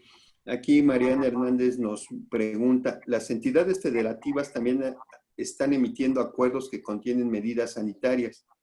Entiendo que sin competencia, lo cual puede ser impugnable. Así es. Ese es un problema serio porque es cierto, el reacomodo competencial que se origina con motivo de la crisis sanitaria es en la dirección de la nacionalización de la toma de decisiones y la centralización en el Ejecutivo y el Consejo de Salubridad. Entonces, las facultades, por así decirlo, desactivan a los estados y a los municipios de tomar decisiones y se las otorgan a la federación. Sin embargo, ¿qué es lo que está pasando? Que muchos estados y municipios están viendo un cierto vacío normativo porque el Consejo de Salubridad y el presidente de la República y el secretario de Salud no están emitiendo normas suficientes para regular toda la situación de contingencia. Entonces, los estados están entrando a regular. Yo diría que esto sería en principio inconstitucional, porque en una época de emergencia sanitaria es muy clara la Constitución quién está facultado para tomar decisiones. Sería en principio inconstitucional, pero podría darse la situación de que si las autoridades estatales están tomando medidas muy concretas para proteger derechos humanos, no para tomar medidas, digamos, de salud pública en general, porque eso creo que le corresponde a la federación, sino medidas muy concretas para respetar ciertos derechos humanos. No hay que olvidar que el artículo 1 de la Constitución también otorga competencias a las autoridades para proteger, respetar, promover y garantizar, dice el tercer párrafo del artículo 1, los derechos humanos. Y entonces un estado o un municipio podría decir que tiene competencia constitucional para proteger a su población. Pero si toma una decisión de política pública en materia de combate a una epidemia, me parece que esto sí sería inconstitucional por incompetencia. Claro, la línea es muy delgada, ¿no? Es muy delgada saber cuándo se está protegiendo un derecho humano y cuándo se está tratando de establecer una medida sanitaria. Eso creo que es lo que van a discutir los tribunales. Entiendo que incluso ya hay impugnaciones relevantes de algunos municipios que han decidido cerrar las puertas de o los accesos a sus territorios, y ya hay suspensiones, ya hay juicios de amparo. Entonces vamos a ver cómo esto se termina decantando eventualmente en la Suprema Corte para que nos dé un criterio rector. Perfecto. Muchas gracias. Aquí Yanni nos vuelve a preguntar, ¿usted considera que el amparo que presentaron hace 2 días para que el subsecretario ya no dé conferencias vespertinas sea procedente o es procedente? No veo un acto de autoridad violatorio de garantías individuales o derechos humanos. Más bien veo una promoción de su imagen en medio de la población. A ver, ahí hay una línea delgada, porque lo que yo decía en la exposición es que en una crisis sanitaria se regula el quién, el cómo y el qué. Y el qué son los derechos humanos. Entonces, venir a pedir amparo porque el secretario se está autopromocionando, no creo que viole un derecho humano propiamente hablando. Puede ser incorrecto políticamente, podría ser a lo mejor hasta generar confusión, podría ser ineficiente, pero si no se demuestra una violación a un derecho humano, los jueces no están autorizados para intervenir y corregir a las autoridades. Estas autoridades están facultadas constitucionalmente para tomar esas decisiones. Justo la Constitución los protege para tomar estas decisiones, ¿no? La Constitución no nos protege contra errores de las autoridades, sino que nos protege contra violaciones de derechos humanos. Y en ese sentido, estos actos me parece si no representan una violación de derechos humanos, un juez tiene que declararlos válidos. De acuerdo. Aquí nuestro participante José Roberto Guadarrama comenta, un inconveniente en la defensa de Kelsen en el debate es que no logra justificar que los jueces, como últimos intérpretes y protectores de la Constitución, no tienen legitimidad democrática. ¿Cómo garantizar que la justicia constitucional sirva de protección a manera de precompromiso, junto como Ulises y las sirenas, y no sean en su lugar un paternalismo que desplace a la sociedad civil en medio de una crisis y entorpezca la deliberación y la autoorganización? A final de cuentas, ¿se puede decir que los jueces tienen la última palabra? Sí, Roberto pone en el centro el gran debate del constitucionalismo democrático. ¿Quién decide en una sociedad como la nuestra? ¿Debe decidir el representante popular elegido democráticamente o debe decidir un juez que no es elegido democráticamente, que tiene garantías de independencia y autonomía y que por tanto no responde políticamente a la ciudadanía? Esta es la gran pregunta de fondo de todo el diseño del modelo constitucional de derecho, quién tiene que tener la última palabra. Y en este sentido hay una tensión entre nuestro compromiso con la democracia y una tensión con nuestro compromiso por los derechos humanos. Como bien dice Roberto, la solución que se ha dado a esto es la idea del precompromiso, que es, digamos, reflejo de este mito de Ulises y las sirenas. El precompromiso es, vamos a tener una sociedad democrática a condición de que esa democracia no se autodestruya a sí misma. En este sentido, ciertas decisiones fundamentales se tienen que sacar de la posibilidad de la democracia, porque si se pusieran a disposición de la democracia se podría autodestruir. Entonces, por eso es que los derechos humanos no son materia de decisión política. La decisión misma de tener una democracia no se puede someter a una decisión política. Tener un federalismo, tener una división de poderes son elementos que se han sacado de la libertad política, se han considerado precondiciones de la democracia y se han resguardado de la política, justamente convirtiéndolos en normas jurídicas que se les van a otorgar a los jueces. ¿Cómo marcar la línea que nos deje tranquilos de saber que los jueces están protegiendo las precondiciones democráticas y no se están metiendo a temas políticos? Es justamente uno de los grandes retos que se tienen que abordar en el día a día. No creo que haya una solución que nos deje satisfechos de decir, mira, si agarramos este criterio, desde ahorita podemos limitar a todos los jueces para que no se metan en política. Es muy difícil. Yo creo que esto hay que ir viéndolo caso por caso, tener una gran vigilancia social sobre lo que decían los jueces, la Suprema Corte, que el gremio esté muy atento, tener este tipo de pláticas, por ejemplo, donde los jueces estén vigilados para que ellos sean cada vez más cuidadosos en los criterios que van a utilizar para saber en dónde sí se meten y dónde no se meten. La pregunta es, ¿las conferencias del presidente o del secretario de salud son inconstitucionales? Parece que es un tema político. No me gustaría que los jueces se metieran hasta ahí, porque eso no forma parte de un derecho humano. Eso sí tendría que ser materia de la democracia. No nos gusta cómo está actuando el gobierno, pues entonces votemos por otra opción política en las próximas elecciones, pero no vayamos con un juez a pedirle que lo declare inconstitucional porque no nos gusta cómo lo está haciendo, ¿no? Entonces, creo que es muy complicado, es una de las tensiones que no se han podido resolver a nivel teórico, y creo que lo que nos pregunta Roberto es algo que va a exigir mucha vigilancia, mucha discusión y sobre todo mucho cuidado en los casos concretos a la luz de la argumentación que vaya emitiendo los jueces. Excelente, muchas gracias, David. Mira, aquí una consulta de Gianni. Los gobernadores y presidentes municipales pueden ir en contra de las decisiones de la Secretaría de Salud y del presidente en materia de salud. Tal es el caso del gobernador de Puebla, que no va a permitir abrir a la empresa Volkswagen el 1 de junio por no existir condiciones favorables. A veces es una buena pregunta, donde hay algunos precedentes de la Corte. La Corte ha declarado inconstitucional leyes locales, incluso una constitución local, por ir en contra de una norma oficial mexicana en materia de salud.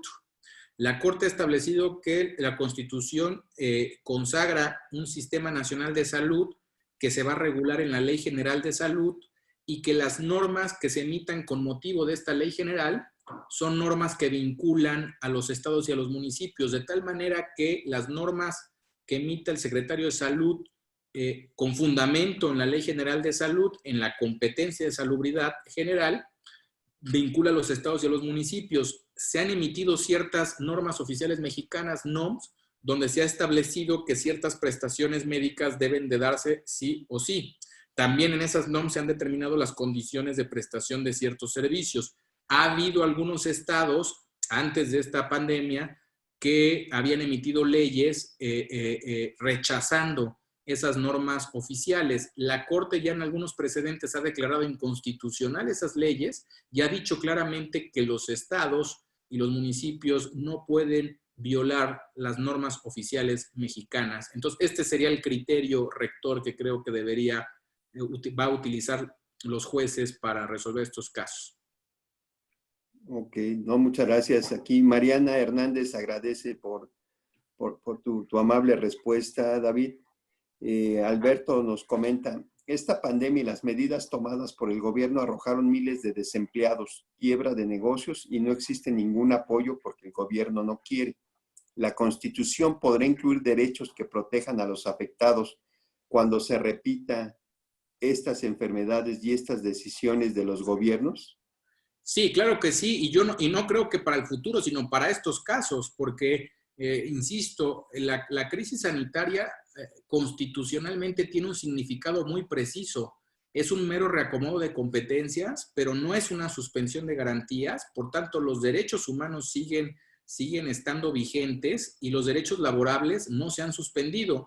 Claro, está la gran discusión que la Ley Federal del Trabajo permite en condiciones de contingencia sanitaria, permite a los patrones suspender las relaciones laborales, que es un debate que ha estado ahí en la mesa en estos últimos días, pero no olvidemos que esto está en una ley, que la Constitución sigue garantizando los derechos humanos en materia laboral, que estos no se han suspendido, y entonces creo que va a ser tarea de los jueces determinar si estaba justificado en el caso concreto un despido o no, porque no hay suspensión de derechos. Ahora, la ley parece suspenderlos, ¿no? Pero si la premisa es que la Constitución no suspendió derechos, porque no es una suspensión de garantías en términos del 29, entonces la ley puede suspender derechos, ¿no? Sería una pregunta. Entonces, creo que esto está abierto y no es que sea para el futuro, sino que hoy en día creo que los jueces van a tener que responder esta pregunta desde los derechos humanos. Excelente, ¿no? Pues ya no hay más preguntas. Creo que aquí queda de manifiesto que esta situación de emergencia a nivel global es una prueba de estrés a todos los sistemas constitucionales de cada nación. Y valga la pena decir, yo creo que nuestra Constitución ha podido, los tiene previstos, más sin embargo yo creo que ahí es un punto de vista personal, es cómo han sido, en qué momento se han tomado las decisiones. Yo creo que ahí está el punto medular, ¿no? A ver, adelante, Lili. Hola, David, oye, muchas felicidades por tu ponencia, la verdad es que me encantó, pero quiero retomar la pregunta que hizo Gianni respecto a los gobernadores y presidentes municipales. Hiciste un comentario sobre el tema de normas oficiales mexicanas. En este caso, las disposiciones que ha emitido la Secretaría de Salud no han sido ahorita el tema de los cierres y el tema de que ahora lo abres y vamos a regresar poco a poquito, no son materia de una norma oficial mexicana, sino son acuerdos secretariales que han emitido. Y en ese sentido, te voy a regresar la pregunta, porque ellos como autoridades sanitarias, a mí me parece que tienen la facultad de poder hacer, de tomar decisiones en los estados para poder proteger a la población. Y te voy a contar un asunto que en algún momento sucedió, y no sé si lo recuerden, cuando en el barco que llegó y que venía de no sé dónde, de qué país, y que decían que tenía una persona que traía COVID, y entonces la federación no actuó ahí actuó solamente el Estado. ¿Por qué? Pues porque es competencia de la entidad federativa actuar en materia sanitaria. Entonces, más que ir en contra de las disposiciones, la pregunta es, pues ellos pueden emitir sus disposiciones como autoridades sanitarias, aún que sean en un acuerdo secretarial que no fue emitido por el Consejo de Salubridad, simplemente por el Secretario de Salud, y es para el regreso a las actividades. ¿Pueden ellos tomar esas decisiones? Sí, a ver, esa es la gran pregunta, porque insisto, el significado constitucional de una crisis sanitaria es el reacomodo de competencias. La pregunta central es quién y cómo puede decidir. La Constitución es clara que hay una centralización y nacionalización de las decisiones que están en el Poder Ejecutivo, en el Consejo de Salubridad y en el Secretario de Salud. Ese trío de órganos son los competentes para tomar las medidas. Yo diría que prima facie, todas las medidas sanitarias generales únicamente pueden tomarlas estos órganos, con exclusión de todas las demás. Esto es, si un estado, un municipio quiere emitir una regla o una medida general por cualquier tipo de fuente jurídica, lo quiere hacer por decreto, lo quiere hacer por acuerdo secretarial, o lo quiere hacer por ley, o lo quiere poner en su constitución local, estaría inhabilitado competencialmente hablando, porque la Constitución justamente lo que quiere es centralizar. Ahora, esto por una parte, pero esto no quiere decir que los estados y los municipios no retengan competencias para proteger derechos humanos de manera muy concreta de sus ciudadanos, ¿no? Y esto sí es una discusión distinta. La Corte ha dicho que si bien la parte orgánica de la Constitución estructura competencias en los distintos niveles de gobierno, hay ciertas materias que se van a la Federación y otras materias a los estados. No obstante esto, el artículo 1º, 3er párrafo de la Constitución establece que todas las autoridades tienen la obligación de promover, respetar, garantizar, proteger derechos humanos. Consecuentemente, la Corte ha dicho que todas las autoridades tienen una competencia constitucional para responder y proteger estos derechos humanos. Entonces, si hay un caso donde hay una emergencia muy concreta, como sería la llegada de un barco a un estado de la República, y hay que decidir si se les deja entrar o no, y no hay una norma general emitida por alguno de los 3 órganos facultados por el artículo 73, fracción 16, sin duda creo yo que el municipio o el estado tiene competencias constitucionales para proteger los derechos humanos de esas personas, o para proteger los derechos humanos también de sus propios habitantes. Tendrían esta competencia. Claro, todo sujeto a cumplir con los criterios en materia de derechos humanos. No se puede decir, mira, con motivo de proteger los derechos humanos, en este caso concreto voy a emitir una regulación donde voy a permitir plantas de automóvil, ¿no? O sea, tiene que ser, porque se va a sujetar a revisión judicial, y los jueces tienen herramientas para analizar la validez de los actos a la luz de los derechos humanos. Por ejemplo, el principio de proporcionalidad, ¿no? Entonces, los jueces van a ver, oye, es proporcional, tiene una finalidad constitucionalmente legítima, es idónea, es necesaria, es proporcional en sentido estricto. Si una medida de un municipio y un estado se emite con fundamento en el 3er párrafo del artículo 1º constitucional, cumpliendo con los criterios de proporcionalidad, yo creo que un juez va a decir que esto es válido, no obstante que se haya emitido en un contexto de emergencia sanitaria. Ok. Gracias, David. Gracias, David. Mira, disculpa, te estamos bombardeando con preguntas aquí el foro. Un gusto. Pero creo que ha sido muy de mucha riqueza toda la información que nos has proporcionado, y creo que ese, como platicábamos al principio, ese lado no lo habíamos explorado, el tema legal y constitucional. Aquí Aurora del Río nos pregunta, se abordó el asunto de los derechos de los trabajadores y los despidos, pero ¿qué protección tienen las micros y pequeñas empresas contra el cierre de operaciones? Y sin embargo tienen que seguir cumpliendo obligaciones fiscales y contractuales de todo tipo, arrendamiento de servicios y demás compromisos. ¿Podemos reclamar daños por estos cierres forzosos? Sí se puede reclamar. El tema es que hay que argumentarlo en materia de derechos humanos. Ha habido una discusión histórica si los derechos humanos solamente los tienen las personas físicas, o si también los derechos humanos pueden ser reclamables por las personas morales. Es una discusión histórica.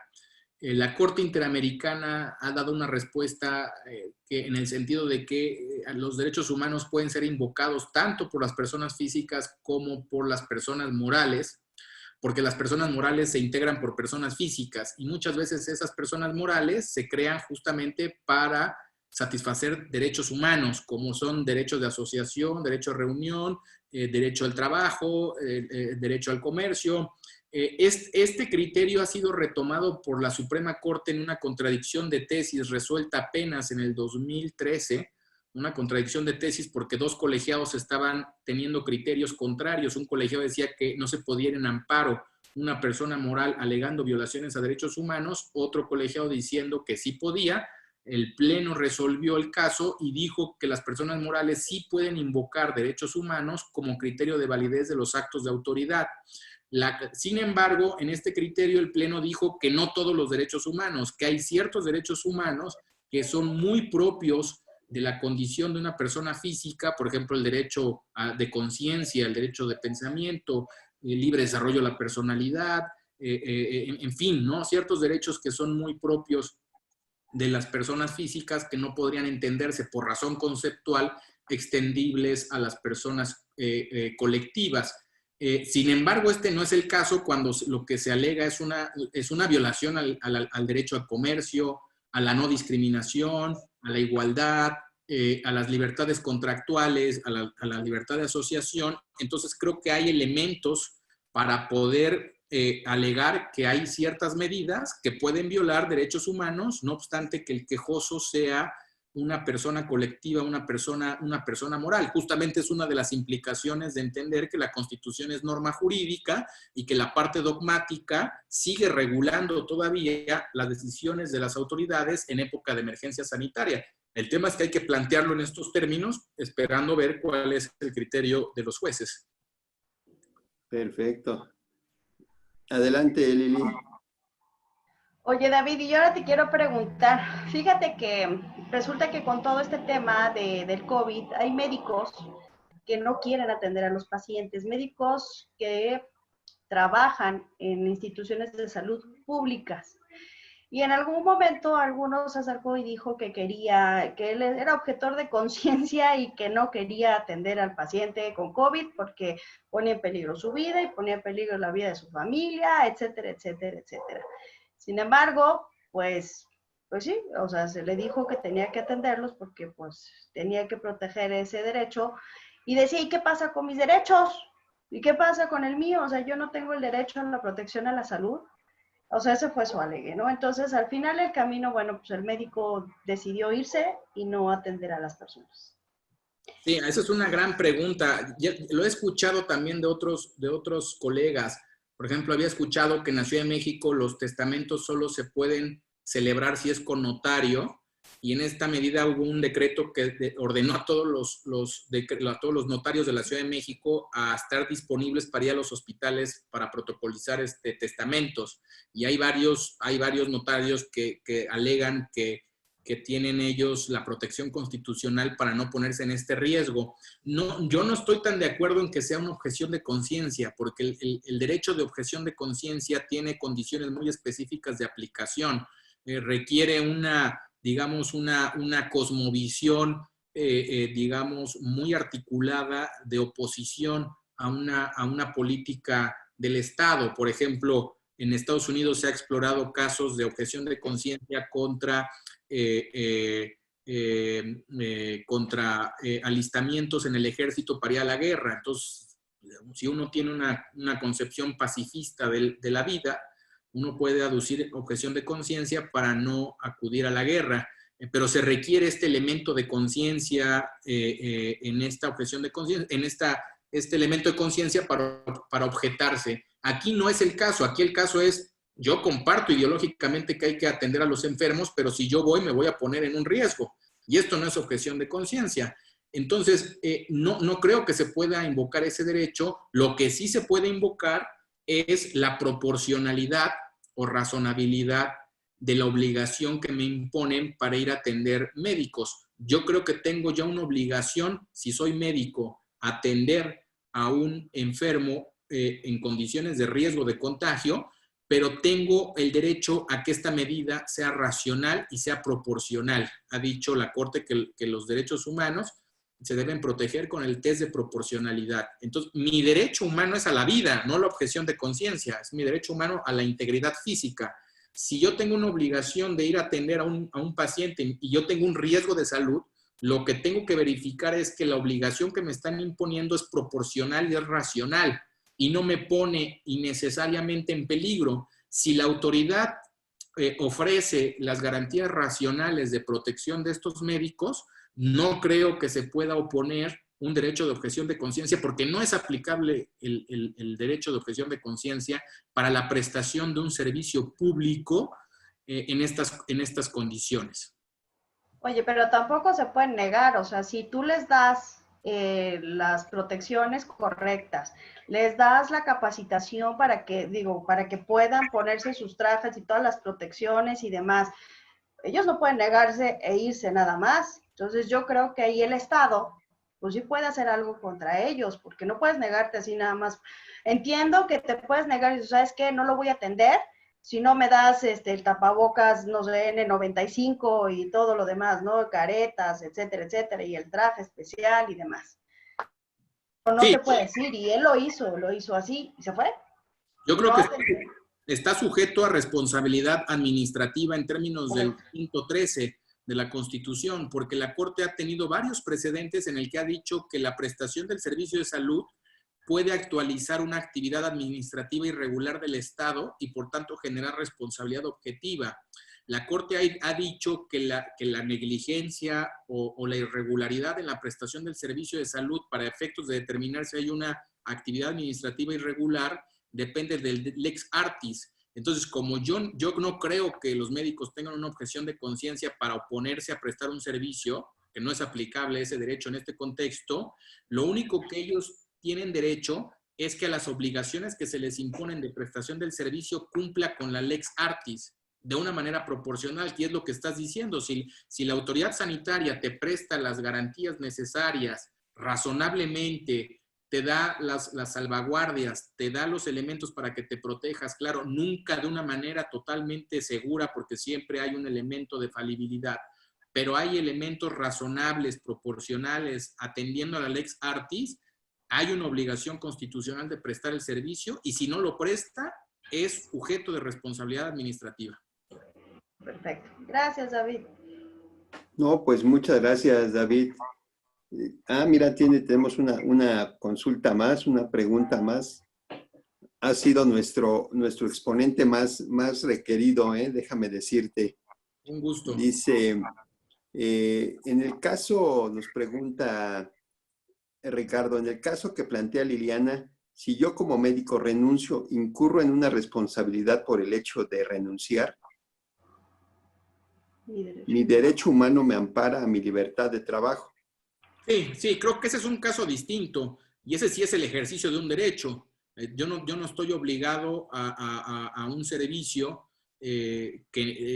sobre el cual yo no entré en una relación voluntariamente. La Constitución determina muy limitativamente cuáles son los trabajos o servicios que son obligatorios, ¿no? Son ciertos cargos electivos o ciertos cargos administrativos muy específicos donde sí hay una obligación constitucional de prestarlos, pero no en los demás. En las relaciones laborales, y esto incluye a los servidores públicos, hay un derecho humano a renunciar cuando uno quiera. Entonces, ahí es distinto. Yo puedo decir, yo no quiero estas condiciones laborales del servicio público, entonces voy a renunciar y me voy. Es el ejercicio de un derecho humano. Pero otra cosa es muy distinta, decir, no quiero renunciar, pero tampoco quiero prestar el servicio al que estoy obligado porque es un riesgo para mí. Ahí sí, si se niega a prestar el servicio y no renuncia, sería responsable administrativamente de su negligencia, pero no si renuncia previamente, porque este es el ejercicio de un derecho humano, pero es otro derecho. De acuerdo.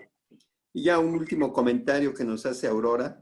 Dice, un aspecto que no se ha atendido durante esta pandemia es la necesidad de contención emocional, porque están en pánico. Pues sí, sin duda. Y es lo que nos decía el colega en una de las preguntas anteriores. Debería de incluirse dentro del derecho a la salud, ciertamente, ¿no? El problema es que no se puede decir en abstracto qué se debe hacer respecto a la salud mental en una situación así. Tendríamos que tener un caso muy concreto porque, insisto, los jueces resuelven casos concretos a la luz de un conflicto y es ahí donde se van creando los criterios. Entonces, para poder dar una respuesta mucho más concisa y más precisa, debemos encontrar un caso idóneo para poder ver cuál es el alcance de este derecho. Ok, no. Bueno, aquí acota Aurora que se refiere al personal de salud.